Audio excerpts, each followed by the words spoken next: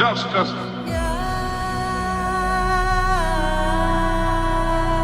is indivisible.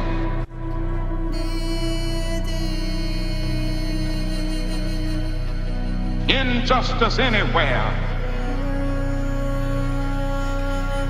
is a threat to justice everywhere. We've organised this as Cambridge People's Assembly Against Austerity. It's an anti-austerity action because we're concerned about how much money is being spent on warfare rather than the services that people need. So we're making it a collaborative action. It's also pro-Palestinian action. I've written well-being, not warfare, because warfare by definition is the opposite of well-being.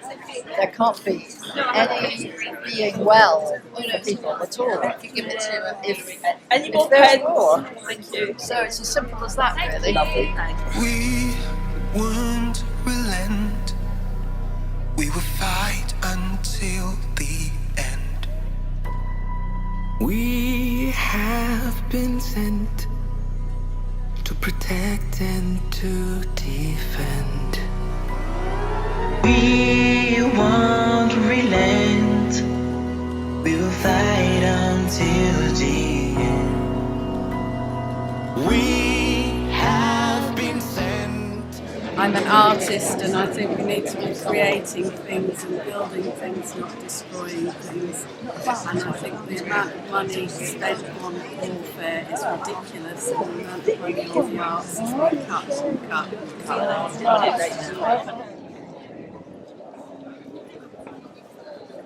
Let justice flow like a river, flow from the peaks to the ground.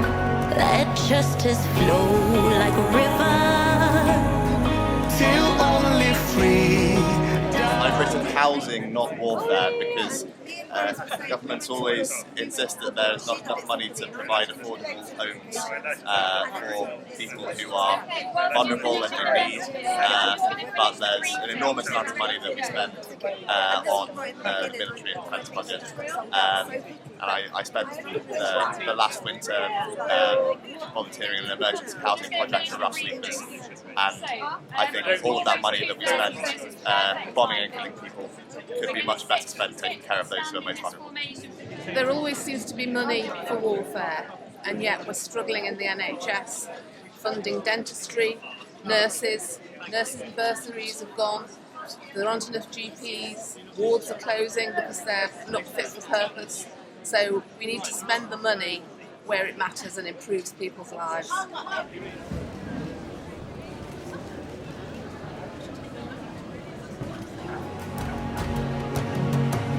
We count the cost. we will pledge our very lives. I chose to write about libraries for lots of different reasons. My grandchildren love their local library. They're a wonderful free source of information that everybody should have access to. And I learned this week that censorship of libraries is happening in the States.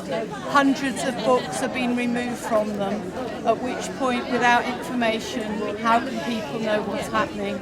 And that can lead to warfare.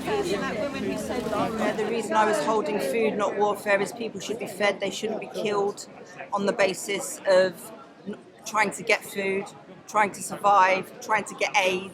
At the moment, people in Gaza are queuing to get aid. As they queue to get aid, they're sniped, but typically children, directly in their head, directly in their chest, all for the fact they want food, rather than warfare. And we sit here in Cambridge and work to an institution that has direct involvement and complicity in it in regards to having patterns and development of the war tech that's currently being used, and they profit from it. Rather than doing that, they should be profiting from food and feeding people.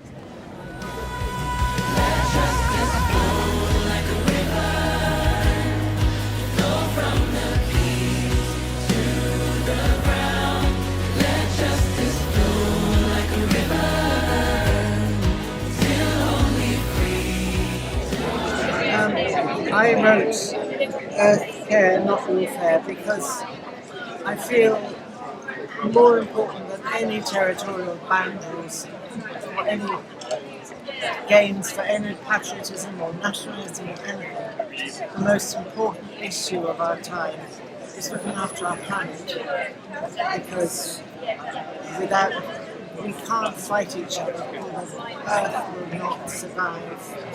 Humans, the Earth will survive, but humans will not survive what the Earth needs. And it will implode if we go on the way we're going.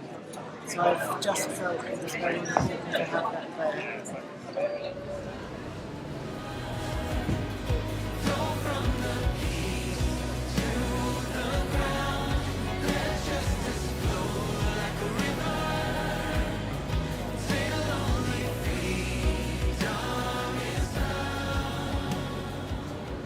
So I've chosen to write education, not warfare, for a couple of reasons. One is that the education system in the UK is completely underfunded. We don't have enough money to do any of the things we need to do. I'm a teacher, and it's so hard seeing the schools as they are now, and the kids suffering and just not being able to do my job. So it makes me really angry. And then at the same time, obviously, the education system in Palestine has been completely destroyed, and these children that just can't go to school, they can't learn, and it's such an important time in people's lives, and I just really think we need to put more priority on education and no priority on warfare. I wrote Social Care, Not Warfare, because I think we are not looking after our young people and our old people well enough, and without looking after, not putting money into youth centres and youth clubs, in fact, where people can go. There is nowhere for young people to go apart from out on the street. And I think we need that. And we get disrespected old people too, who are really having a tough time. When you get to a certain point in your life, you need care, and you need good care. And if we don't pay the people well enough and train them up, then it's not good. It's not good for anybody.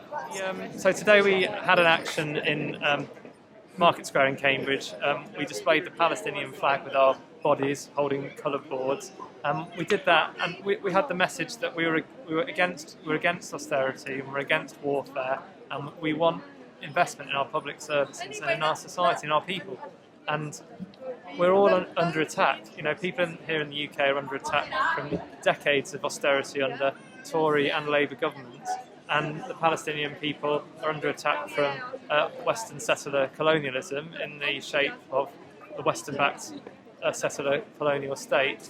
And obviously the Palestinians are at the real sharp end of this, but we're all under attack, and we all need to stand in solidarity together. And at the moment, at a time of unspeakable horror and genocide in Gaza, we need to be here as often as we can, reminding people that that Gaza is still under attack, that we're all under attack, and that we have to stand together and fight back. And it was very powerful being here today in a silent vigil.